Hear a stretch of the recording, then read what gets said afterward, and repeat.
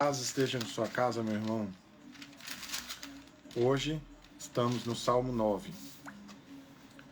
Salmo 9 ensina o seguinte: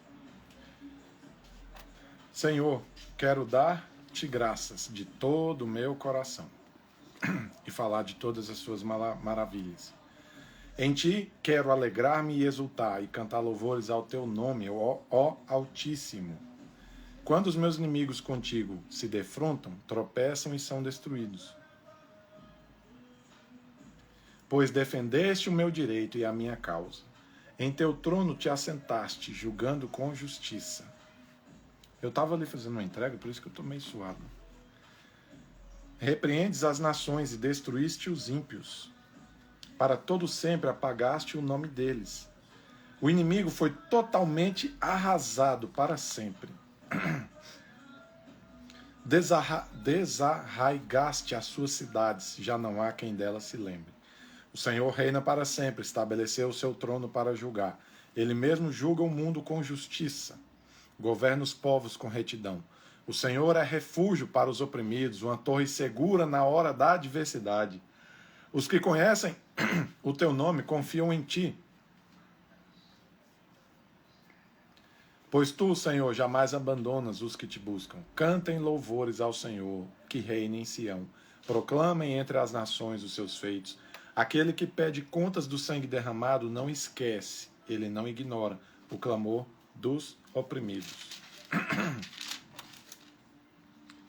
Misericórdia, Senhor, vê o sofrimento que me causam os que me odeiam.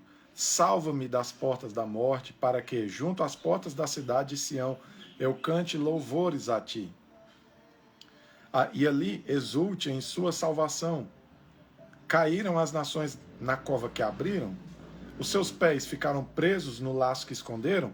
O Senhor é conhecido pela justiça que executa. Os ímpios caem em suas próprias armadilhas. Voltem os ímpios ao pó, todas as nações que se esquecem de Deus. Mas os pobres nunca serão esquecidos, nem se frustrará a esperança dos necessitados. Levanta-te, Senhor, não permitas que o mortal triunfe. Julgadas sejam as nações na tua presença. Infunde-lhes terror, Senhor. Saibam as nações que não passam de seres humanos. Interessante que ele diz que Deus infunde o terror. E isso aconteceu de fato, em uma ocasião. As notas de rodapé da Bíblia de Estudo dizem assim, no versículo 9 do título: nada mais se sabe sobre as expressões que parecem ser títulos das músicas. Beleza, continuando. Coração. A mesma palavra hebraica é traduzida por cantar. O louvor a Deus no saltério é raramente uma questão particular entre o salmista e o Senhor. Trata-se em geral de uma celebração pública no templo das santas virtudes de Deus ou de seus atos salvíficos, ou da sua misericórdia, outorga de bênçãos. Nos seus louvores, o salmista proclama à multidão congregada os atributos gloriosos de Deus, ou as suas ações justas. Acrescenta-se, em geral, em seguida, uma convocação ao louvor, conclamando todos os que ouvirem a acompanhar o louvor, a reconhecer e celebrar com júbilo a glória de Deus, a sua bondade e todos os seus atos de justiça. Esse aspecto do louvor nos Salmos tem sido corretamente chamado a antecipação no Antigo Testamento do evangelismo no Novo Testamento. Maravilhas. Atos salvíficos de Deus, que às vezes implicavam milagres, assim como no êxodo do Egito, nas peregrinações no deserto e na entrada na Terra Prometida. E às vezes não, mas sempre implicavam manifestação do senhorio soberano de Deus sobre os acontecimentos. Aqui a referência à destruição dos inimigos é celebrada nesse salmo. Ele está se referindo ao seguinte, que quando esses salmos diz as maravilhas de Deus, ele está se referindo ao momento que ele abriu o Mar Vermelho e o povo passou em terra seca, ao momento que ele salvou os israelitas com codornizes do céu, ou seja, esses atos de salvação. E o próprio ato de salvação do inferno, né? Maravilhas seriam, então, isso. Quando ele diz, né, sobre coração, ele está nos convidando a louvarmos junto com ele, né? Bem, continuando. Ao destruir os inimigos, Deus ressarciu os males cometidos contra eles. No versículo do verso 3 ao 6, ele está dizendo que a destruição de Deus contra os inimigos é uma retribuição pelo que eles fizeram, porque o Senhor é justo. Versículo 5. Apagaste o nome deles, tirando-o, por assim dizer, de um registro das raças humanas, escrito num rolo de papiro. Então, existia, né, registros de censo, igual tem do IBGE. Então, quando ele diz assim, apagaste o nome deles, ele está querendo dizer que matou, né, morreram. Do 7 ao 9, versos 7 ao 9, a celebração do justo governo de Deus, que evoca confiança nos que dependem no Senhor. E do verso 11 ao 12, apelo para a multidão da Assembleia no templo em romper louvores a Deus pelos seus justos juízos. Então, nós devemos louvar o Senhor pelos seus justos juízos, pelos seus decretos, pelas suas atitudes, por aquilo que nós temos para agradecer. Devemos sempre falar, ó Senhor, agradeço. Louvar é como elogiar, né? Você tem que tirar tempo para você elogiar. Senhor, eu te louvo porque hoje o Senhor me deu ar para que eu respire e possa acordar, levantar da cama. Agradeço ao Senhor porque interferiu e me tirou daquele sofrimento, daquela tristeza. Você tem que tirar um tempo para elogiar o Senhor por tudo que Ele faz. Versículo 11. Que reina em Sião, o trono celestial de Deus, tem seu equivalente terrestre no seu templo em Jerusalém, a partir de onde governa o mundo. Quanto à escolha por Deus de Sião como a sede do seu governo. Bem, para quem não sabe, a Nova Jerusalém, ela descerá em Sião. A Nova Jerusalém descerá em Israel, e dali será uma sede governamental para o mundo. E é isso que ele se refere aqui, que Deus escolheu Sião, que seria um monte. Aquele que pede contas do sangue derramado, versículo 12. Do 13 ao 14. Talvez uma lembrança da oração de Davi, o clamor dos oprimidos, que o Senhor agora atendeu. Bem, né? Davi, para quem não sabe, ele, em um momento que ele estava fugindo de ser morto, ele se uniu a muitos vadios, pessoas deprimidas, oprimidas, rejeitadas, que depois se tornaram os valentes de Davi, pessoas que foram muito úteis nas mãos dele. Então, quando ele se refere a clamor dos oprimidos, é porque ele era alguém oprimido por Saul, pelos seus inimigos, por várias circunstâncias, até pelo seu filho, uma época. E ele também andava com pessoas assim, então ele conhece muito bem o que seria o clamor dos oprimidos. Versículo 14. Davi, tendo sido levado pelos ataques dos seus inimigos até as portas da morte, orou para ser levantado, a fim de poder celebrar o seu livramento. No versículo 14 ele diz assim, para que junto às portas da cidade de Sião eu cante louvores a ti. Ou seja, ele está querendo dizer, Deus, deixa eu me livrar dessa morte para que eu te elogie no final, falando que o Senhor me livrou. Verso do 15 ao 18. Debaixo do governo justo do Senhor, os que impiamente atacam os outros trazem destruição contra si mesmos, e seu fim será a sepultura. Mas os atacados, os pobres, não confiarão em vão no Senhor. Bem, quem se levanta para atacar o seu próximo, a Bíblia diz que ele cai na própria cova que ele cava, né? Então ele cava uma cova para matar alguém e ele mesmo cai nela, ele mesmo morre dentro dela, né? Muito cuidado, se você planeja fazer males gratuitos a alguém, porque Deus não dorme e Ele vê todas as coisas. Versículo 18. Pobres, necessitados. Nesse salmo, Davi e Israel são contados entre os pobres por causa da ameaça da parte dos inimigos.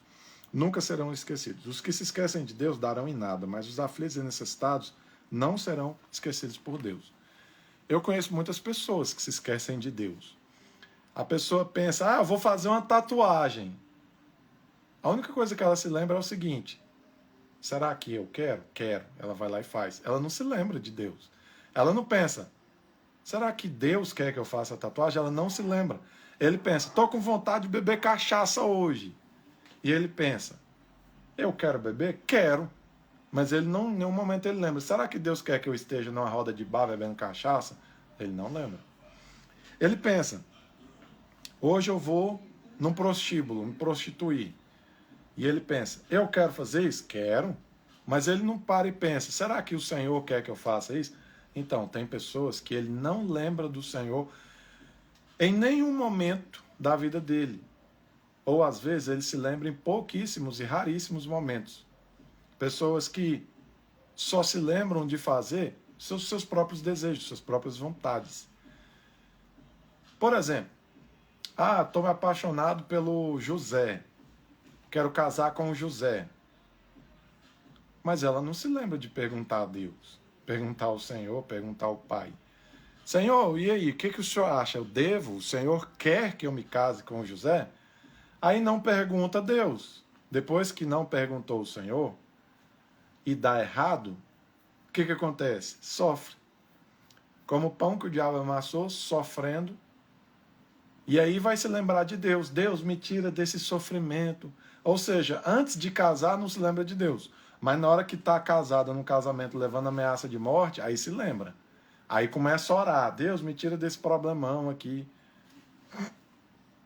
Então, as pessoas que não se lembram de Deus sofrerão bastante. Não seja uma delas.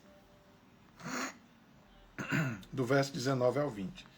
Oração no fim do louvor, pedindo que o Senhor sempre governe sobre as nações como fizera no acontecimento celebrado aqui.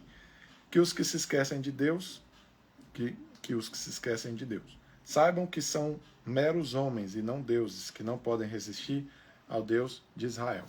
Bem, né? Então, os principais versículos desse... Eu tenho que ir para a igreja agora. Os principais versículos desse texto são os seguintes. Nossa, hoje eu fiz bem rápido. O tempo quase que não passou.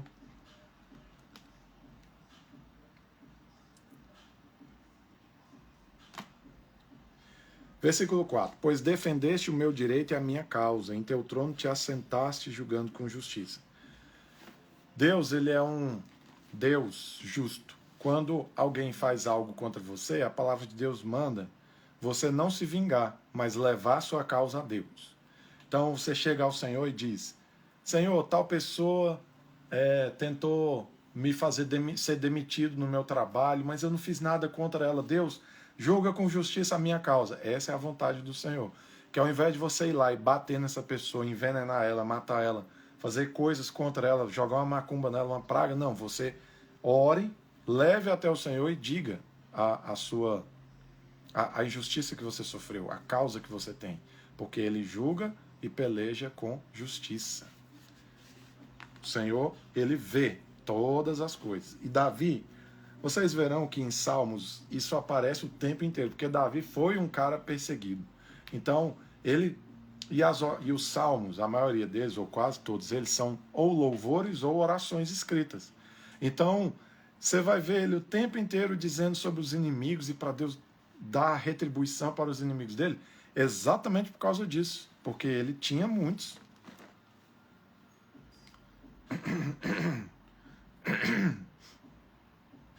O Senhor é o refúgio para os oprimidos, uma torre segura na hora da adversidade. Deus, ele não é indiferente ao seu, ao meu, ao nosso sofrimento. Quando você estiver sofrendo, se refugia no Senhor. Versículo 10. Os que conhecem o teu nome confiam em ti, pois tu jamais abandonas os que te buscam. Sabe o que ele quis dizer aqui? Quis dizer o seguinte, sabe, às vezes eu vou fazer venda e alguma pessoa quer comprar fiado, comprar para pagar depois. Mas eu não conheço ela. Se eu não conheço ela, como é que eu sei que ela vai me pagar? Não sei, né? Então você fica com aquele receio. Será que eu posso confiar nessa pessoa? Nem conheço quem ela é, nem sei da história dela, o histórico dela, nem nada. Só que o Senhor não é assim. Quando você vê o Senhor, você sabe quem Ele é e Ele é confiável. É isso que está escrito. Os que conhecem o teu nome, é Jesus? Esse daí eu confio. Versículo 12. Aquele que pede contas do sangue derramado. Se alguém assassinou alguém da sua família, um parente seu, saiba que Deus vai vingar isso na hora certa. Leve isso diante de Deus. Porque Deus, ele faz conta, ele se lembra dos que derramam sangue inocente. Você não tem o direito de matar uma pessoa, a não ser em certas circunstâncias que estão na palavra.